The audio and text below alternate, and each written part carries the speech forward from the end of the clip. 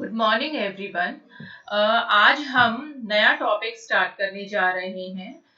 हमारा BA part second में जो सेकंड पेपर है मानव भूगोल, उसमें सेक्शन बी में फर्स्ट टॉपिक है मानव प्रजातियां। तो मानव प्रजातियों के विकास और उसको प्रभावित करने वाले कारक जो है उनके बारे में हम आज बात करेंगे। तो सबसे पहले हम बात करते हैं कि मानव का इस धरातल के ऊपर जो उसका उद्भव हुआ, उसका विकास हुआ, वो कब हुआ, कैसे हुआ। सबसे पहले जो मानव प्रजाति आई वो लोग क्या कहलाते थे और कैसे उनमें समय के साथ साथ वो परिवर्तित होते गए। तो अगर हम बात करें सबसे प्राचीन समय में जो मनुष्य आया, जिसका अस्तित्व आया धरातल पे, उसके बारे में, तो मानव का विकास जो है वो धरातल के ऊपर लगभग आज से लगभग 10 लाख वर्ष पूर्व प्लेस्टोसिन युग के मध्य में हुआ था। और सबसे पहले जो है होमो हैबिलिस जो है वो मानव की प्रथम प्रजाति के रूप में जानी जाती है, जो कि धरातल के ऊपर थी। और ये लगभग 8 लाख वर्ष पूर्व मुख्य रूप से पूर्वी अफ्रीका में निवास करते थे। होमो हैबिलिस के बाद जो मानव प्रजाति आई वो होमो इरेक्टस कहलाई और ये लगभग 5 लाख वर्ष पूर्व अपना अस्तित्व रखते थे। इसके बाद जो वर्तमान मानव जो है ये होमो सेपियंस प्रजाति के हैं, जो कि आज से लगभग 10 लाख वर्ष पूर्व मुख्य रूप से एशिया के कैस्पियन सागर के समीपवर्ती क्षेत्र में इनका उद्भव हुआ था। और इनका अस्तित्व जो है वो सबसे पहले कैस्पियन सागर के समीपवर्ती क्षेत्रों में था। अब मानव प्रजातियों की हम बात करें तो भूतल के ऊपर पाए जाने वाले जो जीव हैं उनको उनकी जैविक विशेषताओं के आधार पर कुछ वर्गों में बांटा जाता है, जो कि जाति यानी कि स्पीसीज कहलाते हैं। मानव जो है वो एक विशिष्ट जाति है जो कि अपने बौद्धिक विकास क्रम में सर्वोपरि है।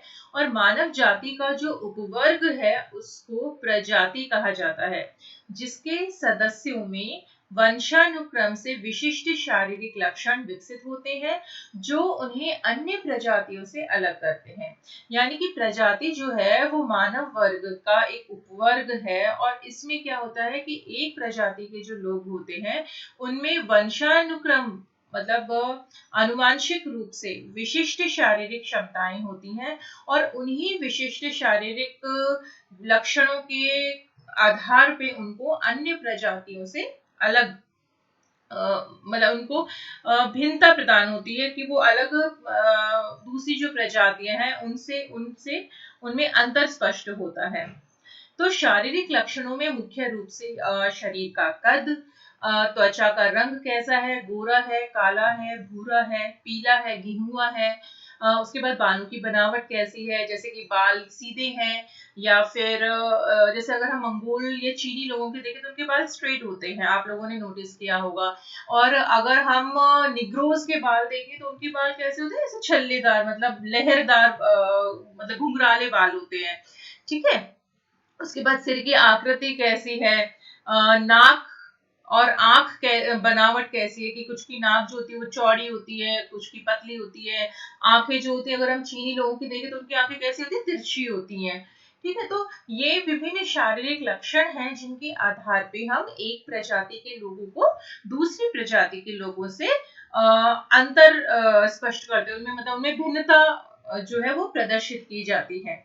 और समान आनुवांशिक लक्षणों के आधार पर ही मानव प्रजातियों की जो है वो पहचान की जाती है।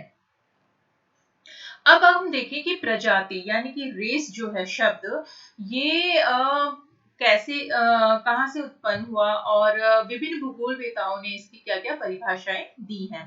तो रेस शब्द जो है ये सर्वप्रथम सन 1570 में फॉक्स महोदय जो हुए उन्होंने अपनी बुक ऑफ मार्टियर्स में इसका प्रयोग किया।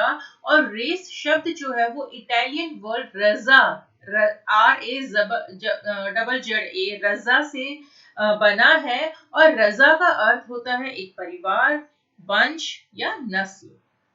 अगर अब हम भूगोलवेताओं के द्वारा दी गई परिभाषाएं देखें तो जो विडाल डी ब्लाश हुए हैं, मानव भूगोलवेता है ये, और इन्होंने 1923 में कहा कि मानव प्रजाति का वर्गीकरण मानव शरीर की आकृति, उसके शारीरिक लक्षणों के आधार पर किया जाता है। जैसा कि अभी मैंने जो बताए थे कि कौन कौन से शारीरिक लक्षणों को आधार माना जाता है, तो उन्हीं शारीरिक लक्षणों के आधार पे एक प्रजाति को दूसरे प्रजाति के लोगों से मतलब अलग के आधार पे मतलब अलग प्रमाणित किया जाता है कि ये विशिष्ट लक्षण वाले जो लोग हैं वो इस प्रजाति के हैं, और ये जो दूसरे विशिष्ट लक्षणों वाले लोग हैं ये अन्य प्रजाति के लोग हैं। इसके बाद ग्रिफिथ टेलर जो है, इन्होंने 1949 में कहा कि मानव प्रजाति नस्ल को प्रकट करती है, न कि सभ्यता को। यानी कि मानव प्रजाति जो है वो किसी सभ्यता को प्रदर्शित नहीं करती है, बल्कि मानव वर्ग के एक नस्ल जो है, उसका वंश जो है, उसको प्रदर्शित करती है, उसको प्रकट करती है।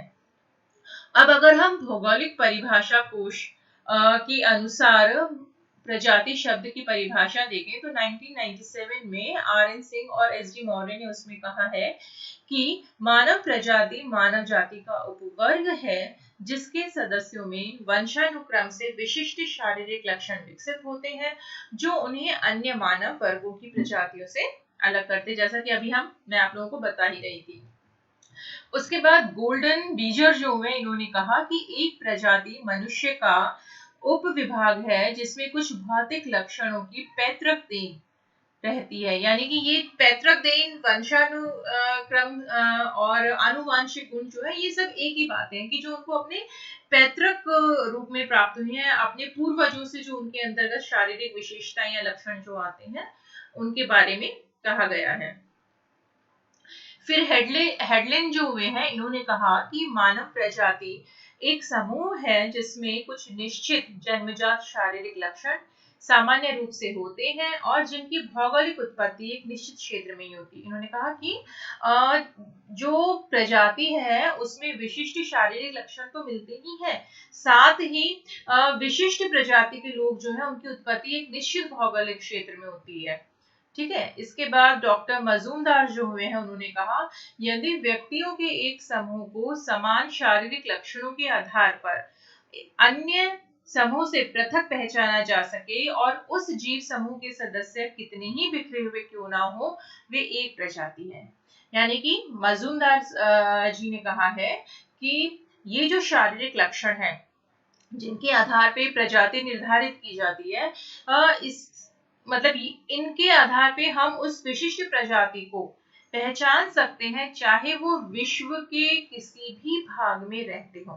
कि मान लो अगर हम चीनी है, मंगोलाइड चाहे वो एशिया में रह रहे हो या वो नॉर्थ अमेरिका में रह रहे हो या फिर वो अफ्रीका में रह रहे हो, लेकिन उनके जो विशिष्ट शारीरिक लक्षण है उनके आधार पे हम उनको देख करके पहचान सकते हैं कि ये जो लोग हैं ये मंगोलाइड प्रजाति के हैं, या ये जो लोग हैं ये निग्रो प्रजाति के हैं, चाहे वो अफ्रीका में हो या वो ऑस्ट्रेलिया में रह रहे हो। ठीक है। तो इस प्रकार मजूमदार साहब ने कहा कि इनके जो विशिष्ट शारीरिक लक्षण है इनके आधार पे हम प्रजाति विशेष के लोगों को पहचान सकते हैं, चाहे वो विश्व के किसी भी भाग में रह रहे हो, कितने ही बिखरे हुए रह रहे हो।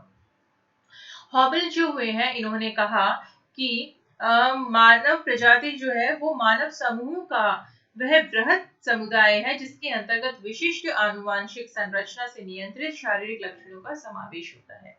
ठीक है। इस प्रकार अगर हम देखें तो सभी भूगोलवेताओं ने लगभग यही बात कही है कि प्रजाति जो है उसमें विशिष्ट शारीरिक लक्षण होते हैं जो कि उन्हें मुख्य रूप से आनुवांशिक रूप से प्राप्त होते हैं और उनके आधार पे हम उनको पहचान सकते हैं कि ये लोग विशिष्ट प्रजाति के लोग हैं, और चाहे वो विश्व में किसी भी भाग में निवास कर रहे हों।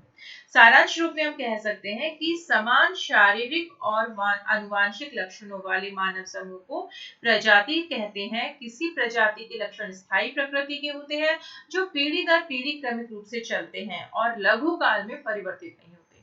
ठीक है, यहाँ पे कहा गया है कि लघु काल में परिवर्तित नहीं होते, यानी कि दीर्घ काल में जलवायु परिवर्तनों से या अन्य भौगोलिक कारणों से उनमें थोड़ा बहुत परिवर्तन आ सकता है, मतलब, लेकिन वो एक शॉर्ट पीरियड में एकदम से नहीं बदल जाते।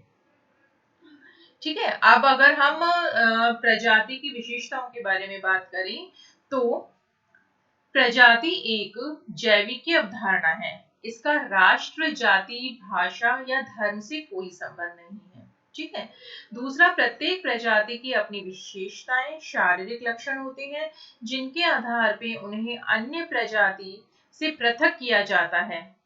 वे प्रजाति श्वेत प्रजाति, जैसे कि हम देखें तो श्वेत प्रजाति का रंग जो है वो भूरा होता है। ठीक है, उनके बाल जो होते हैं वो सीधे होते हैं, उनके होठ जो होते हैं वो पतले होते हैं।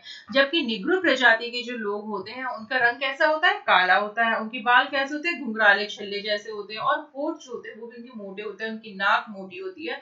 तो इस आधार पे हम देख करके पहचान सकते हैं कि ये लोग जो हैं ये श्वेत प्रजाति वाले हैं, ये जो है ये निग्रो प्रजाति वाले लोग हैं।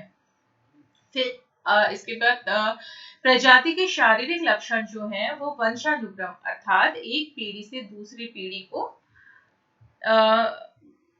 द्वारा हस्तांतरित होते हैं, यानी कि जीन्स के द्वारा एक पीढ़ी से दूसरी पीढ़ी को वंशानुक्रम रूप में ये शारीरिक लक्षण जो है वो हस्तांतरित होते हैं। पर्यावरण का इन शारीरिक लक्षणों पर कम प्रभाव पड़ता है। फिर नेक्स्ट है, जिन शारीरिक लक्षणों के आधार पर प्रजाति का निर्धारण किया जाता है वे मनुष्य के एक बड़े समूह में होने चाहिए, ना कि कुछ गिने चुने लोगों में। यानी कि जिन शारीरिक लक्षणों की हमने बात करी, जैसे कि शरीर का कद, त्वचा का रंग, बालों की बनावट, या आंखों की और नाक की बनावट, ठीक है, ये सारे जो है ये ऐसा नहीं कि दो चार लोगों में ही इन गुणों को देखा और वो प्रजाति बन गए, बल्कि एक मतलब वृहत समूह में, लोगों के वृहत समूह में ये जो गुण है ये मतलब वृहत समूह में होने चाहिए, तभी उनको एक प्रजाति की संज्ञा दी जाएगी।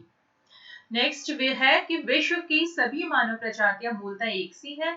उनमें जो बाहरी परिवर्तन हुए हैं, जैसे कि त्वचा का रंग, बाल, नाक, आंख, आकृति आदि, भी केवल ऊपरी लक्षणों में ही हुए हैं। अतः सभी प्रजातियां जो है वो मिल सकती है और उनमें अंतर जातीय या प्रजातीय विवाह द्वारा वंशवृद्धि जो है वो कर सकते हैं, की जा सकती है।